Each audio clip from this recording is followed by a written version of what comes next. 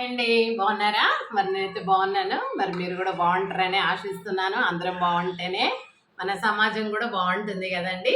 కాబట్టి ఇప్పుడు ఈరోజు మనము ఈ ప్రోగ్రాం మీకు తెలుసు కదండి, సమాజము నాడు నేడు ముచ్చట్లు.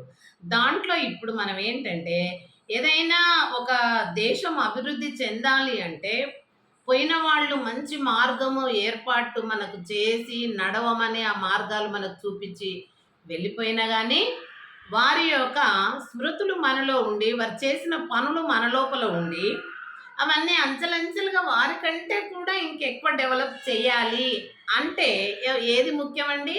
విద్యార్థులు.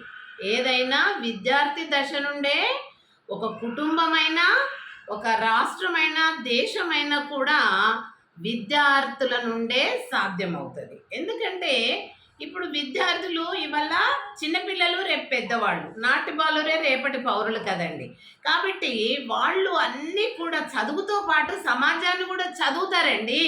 సమాజం లోపల ఎలాంటి పరిస్థితులు ఉన్నాయి, పరిపాలన ఏ విధంగా ఉంది, మరి యొక్క లోకల్ బాడీస్ ఎలక్షన్స్ ఎలా జరుగుతున్నవి, ప్రజలు ఏ విధంగా మోసపోతున్నారు, లేకపోతే ప్రజలను ఏ విధంగా ఆ యొక్క ప్రతినిధులు అభ్యర్థులు పోటీ చేసే వాళ్ళు ఏ విధంగా ప్రజలను మభ్యపెడుతున్నారు, ఇవన్నీ మోసమా మరి న్యాయమా, ఇది స్వార్థమా నిస్వార్థంగానా అని విద్యార్థి దశలోనే పిల్లలు ఒక ప్రైమరీ నుండి ఉన్నత పాఠశాలకు అంటే హై స్కూల్ స్టాండర్డ్కి రాగానే వాళ్ళకి అన్నీ అర్థమైపోతుంటాయండి.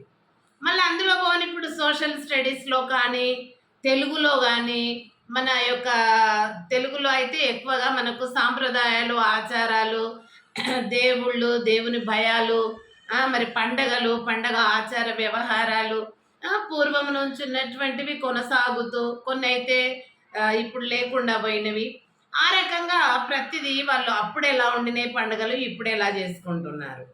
మరి అదేవిధంగా అప్పుడు పరిపాలన పద్ధతులు ఏ విధంగా చేశారు దేశ నాయకులు, మరి ఇప్పుడు ఎలా చేస్తున్నారు మన ప్రతినిధులు, మనం ఎన్నుకునే విధానం సరి అయినదా, మనం ఎన్నుకోవడం లోపల ఎలాంటి లోపం ఉంది, మనం దేశాన్ని రాష్ట్రాన్ని వాళ్ళ చేతులకు అప్పగిస్తున్నాం, మరి వారిని నష్టపరుస్తున్నారా, వాళ్ళ స్వార్థం కోసమో మరి డబ్బులన్నీ కూడా ప్రజల సొత్తు సొమ్ము సంపద దేశ సంపద అంతా కూడబెట్టుకొని వేరే వేరే స్విస్ బ్యాంకులల్లా వేరే దేశాలలో ఆస్తులు సంపాదించి మరి తరతరాలకు తరగని ఆస్తులు వాళ్ళు పెట్టుకొని మరి ప్రపంచంలో ఇదొకటి తగిలింది, ప్రపంచంలో ఎక్కువ ధనవంతుడు ఇలాంటి అటువంటి పోటీలలో కూడా వీళ్ళు పడి ప్రజల సొమ్ము దేశ సంపద కొండలో కొట్టుకొని పోతుంది.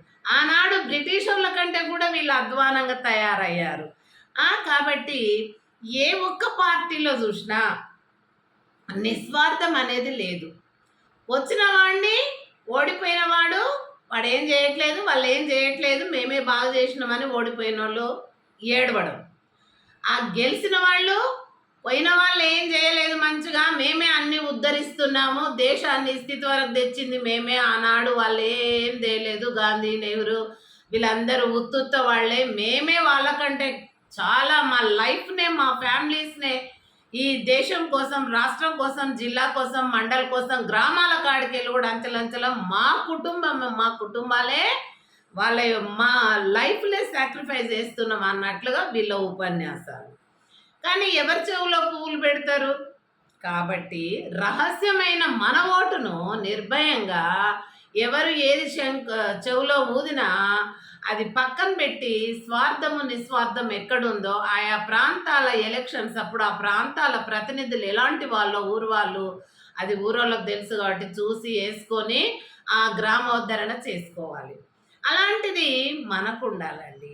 ఎందుకంటే ఇది సమాజం ముచ్చట్లండి, ఇది మన పిల్లల భవిష్యత్తుకు. ఇంకా మన ఏజ్ వాళ్ళంటే ఇక అయిపోయిందని చేతులు ముడుచుకోవద్దు.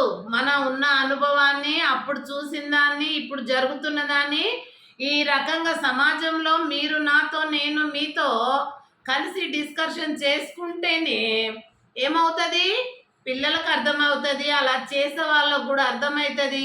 మరి ఎవరెవరు ఎలా మోసాలు చేస్తుండ్రో వాళ్ళకు వాళ్ళు కూడా కొంచెం ఆలోచన చేసుకునే అది ఉంటుంది అన్న ఉద్దేశంతో మనం ఈ యొక్క సమాజం పరిస్థితులను మరి అప్పటివి ఇప్పటివి కలిపి మనము ముచ్చటించుకోవడం జరుగుతుందండి. అంతేగాని నీ గొప్ప కాదు, నా గొప్ప కాదు. దేశం అందరిది, దేశ సంపద అందరిది. కాబట్టి అది పరిపాలించే వాళ్ళు గమనించాలి, ఓడిన వాళ్ళు కూడా గమనించాలి. ఏమైనా గెలిచిన వాళ్లకు మంచి సలహాలు ఇవ్వాలి. ఈ రకంగా చేయండి, ఈ యొక్క రాష్ట్రాన్ని ఉద్ధరించండి, ఈ రకంగా చేయండి, మండలిని ఉద్ధరించండి, ఈ రకంగా చేయండి, గ్రామాన్ని ఉద్ధరించండి, ఈ రకంగా చేయండి, దేశాన్ని ఉద్ధరించండి. అంచెలంచెలుగా గ్రామం నుంచి జరిగే ప్రతి లోకల్ బాడీస్ కావచ్చు, జనరల్ ఎలక్షన్స్, అసెంబ్లీ ఎలక్షన్స్ కావచ్చు, చివరికి పార్లమెంట్ ఎలక్షన్స్ కూడా కావచ్చు, మనకున్నటువంటి రహస్య ఓటును నిర్భయంగా మనం వేసే హక్కు ఉంది. ఆ పరిపాలన చేసే వాళ్లకు ఎంత ఉంటుందో హక్కు మనకు అంతే ఉంటుంది. మనకు ఒకటే ఓటు, వాళ్ళకు ఒకటే ఓటు. ఈ రిగ్గింగులని, దొంగతనాలని అంతా కూడా మరి ఏంటి ఆ పోలింగ్లోకి వచ్చేసి మరి అధికారం ఉన్నదని చెప్పి గుండగాలను వాళ్ళ నీళ్ళను బెదిరింపులతోటి అది చేసి అవన్నీ కూడా ముద్రించుకొని వీళ్ళే గెలిచినట్టు ఇవన్నీ మనం వింటున్నాము. వాళ్ళు అట్లా చేసి వచ్చారు, వీళ్ళు ఇట్లా చేసి వచ్చారు, మనకు తెలియదు. మరి వాళ్ళు బయట పెట్టుకునే దొంగలు పంచుకున్నట్టుగా వీళ్ళు చేసిపోయింది వాళ్ళు చెప్తారు, వాళ్ళు చేసింది వీళ్ళు చెప్తారు. అంటే ఎవరు కూడా సరి అయిన పద్ధతి ప్రకారం ఎలక్ట్ అవుతలేరని మనకు అర్థమవుతుంది.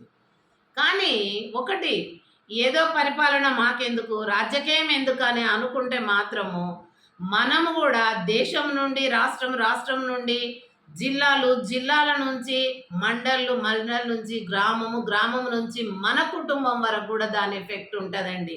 ఇది గమనించవలసిన విషయం ప్రతి పౌరుడు. ఇవన్నీ కూడా సరిచేయాలి. ఈ దేశంలో ఉన్నటువంటి ఈ యొక్క రోగాల కంటే కూడా భయంకరమైనటువంటి కుయుక్తులు ఇవన్నీ కూడా పటాపంచలు చేయాలంటే విద్యార్థులండి, చదువుతో పాటు జ్ఞానము వాళ్ళు సొసైటీలో కూడా పెంచుకోవాలి. ఎందుకంటే యవ్వనస్తులుగా అంటే వాళ్ళ ఏజ్ పెరిగినా కొద్దీ సబ్జెక్టు నాలెడ్జ్తో పాటు వాళ్ళకి మా కుటుంబంలో ఎలా ఉన్నాము, మేము ఎలా డెవలప్ కావాలి, కొన్ని గ్రామం ఎలా డెవలప్ కావాలి, మరి అదేవిధంగా మండలం ఎలా డెవలప్ కావాలి, మరి రాష్ట్రం ఎలా డెవలప్ కావాలి, దేశం ఎలా డెవలప్ కావాలి, ఇటువంటివి కూడా అంచెలంచెలుగా అవి అన్నీ కూడా డెవలప్ కావాలంటే ఎలక్షన్స్ నిస్వార్థంగా జరగాల. మన ఓటును మనం సద్వినియోగం చేసుకోవాలి. పదే చెప్తున్నా నేను, ఎందుకంటే ఇప్పుడు అన్ని ఎలక్షన్స్ వస్తున్నాయి. మళ్ళా అందరు ఇండ్ల పొండి తిరుగుతారు, సాటుకు నీకు ఇది ఇస్తా నాకెయ్యి, గెలిచినాక వాళ్ళేమో 10 పైసలు 10 రూపాయలకు ఆశపడి వేస్తారు, ఓటు నమ్ముకుంటారు. వాళ్ళు అమ్మేసుకొని తర్వాత ఈ పని చేస్తున్నావు అని పోతే వాడు నెత్తి మీద డప్పకాయ పెట్టి తోలుతాడు. ఏంది నువ్వు పైసలు ఇయ్యని చేసినావు, ఆ ఓటు నాకు కళ్ళు సీసకి ఇయ్యలే, సారా సీసకి ఇయ్యలే, లేకుంటే నీకు టీవీ ఇప్పియలే, నీకు అది వెండి భరణం ఇయ్యలే, బరి ఇయ్యలే, ఈ కుంకుమ బరిని వెండి తీయలే, ఇలాంటివన్నీ కూడా చెప్తే నోరు మూసుకొని వెనుకకు రావాల్సిందే. కనుక కుక్కకు బొక్క ఆశ అన్నట్టు మనము వాళ్ళు చూపే ఆశలకు లొంగిపోవద్దు. ఆ యొక్క వేసే నిలబడిన అభ్యర్థులకు ఎంత ఒకటే ఓటు ఉంటుంది, వాళ్ళకు కూడా 4-5 ఉండయి, గెలిచినోడికైనా వేసినోడికైనా మనకు కూడా ఒకటే ఓటు ఉంటుంది. కాబట్టి మన ఓటు ఒక్క ఓట్లైనా ఓడిపోవచ్చు, ఒక్క ఓటు ఎక్కువన్నా గెలవచ్చు. కాబట్టి ఇంత ఛాలెంజ్గా నడిచేటటువంటి ఎలక్షన్స్ మనము జాగ్రత్తగా ఎన్నుకోవాలి. ఇది ఎందుకులే అని వదిలిపెడితే అయిపోయి ఓట్లన్నీ వాళ్ళు ఎవరికి పైసా అవసరమో 1 నోట్ల పైసా పెట్టి ఓటు కొనుక్కుంటారు, అయిపోయి వాడు నోరు మూసుకొని వేయాలి, ఎందుకంటే డబ్బు ఇస్తున్నాడు వాడు. ఇది నిస్వార్థమైన పాలన కాదు. ప్రతినిధులు చేయవలసిన పని అది కాదు. ఓటర్లు కూడా మరి ఆ రకంగా డబ్బులు తీసుకొని వాళ్ళ ఆశలకు అమ్ముడు పోయి ఓటును నష్టపరుచుకుంటే మన దేశాన్ని మన కంటిని మనమే పొడుచుకున్నట్టు. ఇప్పుడు చెప్పాను, దేశం నుండి అంచెలంచెల గ్రామం వరకు, గ్రామంలోని మన ఇంటి వరకు కూడా ఎఫెక్ట్ ఉంటుంది. వెనకసిరికి ఉద్యోగాలు లేవా, ఇవి లేవా, అవి లేవా, ఏడికి పోయినా వాడు తన్నేలో కొడతాడు. ఆనాడు నా పుట్టిగేసినవా నువ్వు ఓటర్. కాబట్టి దయచేసి ప్రజల్లారా ఇదంతా మీరు గమనించాల్సిన అవసరం ఉంటుంది. గమనించమని నేను ఒకసారి మరి మనవి చేస్తున్నాను. ఇప్పుడు మళ్ళీ ప్రజాప్రతినిధులుగా మరి గ్రామ సర్పంచులుగా, మెంబర్స్గా, అలాగే ఇట్లా అంచెలంచెలుగా లోకల్ బాడీ సెలక్షన్స్ రాబోతున్నాయి. మరి ప్రతి ఓటర్ కూడా గ్రహించి, మరి విద్యార్థులారా మీరు కూడా హై స్కూల్ చదివే పిల్లలు, కాలేజ్ చదివే పిల్లలు దయచేసి మీకున్న జ్ఞానమును, మీ ఉపాధ్యాయులు బోధించిన గురువు జ్ఞానమును మరి జోడించుకొని సొసైటీలో ఉన్న పరిస్థితులను, సొసైటీలో ఉన్నటువంటి ప్రతినిధులు అభ్యర్థులుగా నిలబడేటట్టు వాళ్ళు దొంగల, దొరల, స్వార్థపరుల, నిస్వార్థపరుల వాళ్ళు ఎన్నెన్నో బాకాలు ఊస్తారు. కానీ అవన్నీ కూడా శుద్ధ అబద్ధం.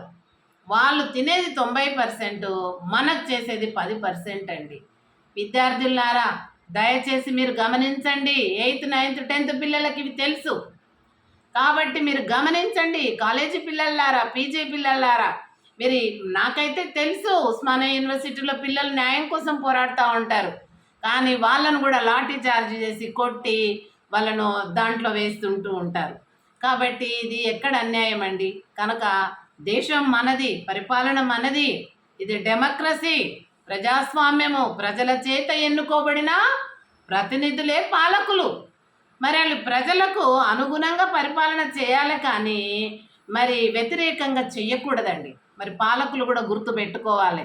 ఇలాంటి వాళ్ళు ఆ రాజకీయంలోకి పోయి ఎలా అవుతున్నారు మన కండ్ల ముందర మనం చూస్తున్నాం కదండి.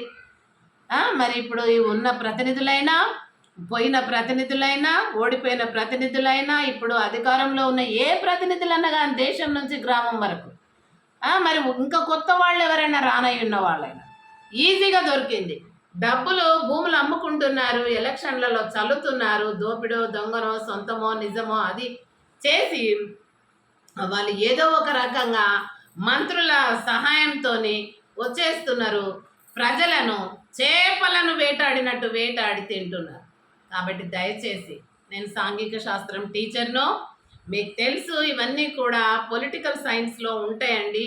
ఓటు విలువ కానీ ఇవన్నీ కూడా మనకు ఏంది చిన్న పిల్లల తరగతుల కాడికెళ్ళి కూడా, ప్రైమరీ కాడికెళ్ళి కూడా, గ్రామ పంచాయతీ ఇవన్నీ కూడా ఉంటాయండి అంచెలంచెలుగా దేశ పరిపాలన వరకు కూడా.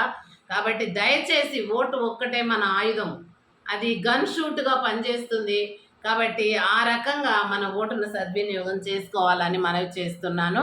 దయచేసి పౌరులందరూ ఆలోచించాలి, విద్యార్థులందరూ కూడా గమనించి మీ కుటుంబాల ఓట్లన్నింటినీ కూడా సద్వినియోగం చేసుకోమని విజ్ఞప్తి చేస్తున్నాను. Thank you so much. నా యొక్క ఛానల్ పేరు GPLGC. మరి అందరు సబ్స్క్రైబ్ చేయండి, మరి షేర్ చేయండి, మీ అమూల్యమైనటువంటి కామెంట్స్ నాకు ఇవ్వండి. అదేవిధంగా లైక్ చేయండి. నా యొక్క ప్రోగ్రాము సమాజము నాడు నేడు ముచ్చట్లండి. Thank you so much. Thank you.